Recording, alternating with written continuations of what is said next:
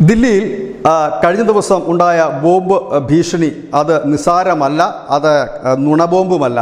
പകരം ഇതിൻ്റെ പിന്നിൽ ഒരു ഭീകര സംഘടന തന്നെയാണ്. ISISയുടെ നേരിട്ട് ഉള്ള ഒരു നിയന്ത്രണത്തിൽ വന്ന ഇമെയിൽ തന്നെയാണ് എന്ന് ഇപ്പോൾ ഏറെക്കുറെ സ്ഥിരീകരിച്ചിരിക്കുന്നു. പാക് ചാരസംഘടനയായ ISI ആണ് ഇതിനു വേണ്ടിയിട്ടുള്ള ഫണ്ടുകളും കാര്യങ്ങളും നടത്തുന്നത്. കഴിഞ്ഞ കുറേ കാലമായി ലോകത്തുള്ള ഇസ്ലാമിക ഭീകര സംഘടനകളെല്ലാം തന്നെ ഇന്ത്യക്കെതിരെ തിരിഞ്ഞിട്ടുണ്ട്. അതിൻ്റെ ഭാഗമായി അനവധി സൈബർ ആക്രമണങ്ങൾ നടത്തിയിട്ടുണ്ട്.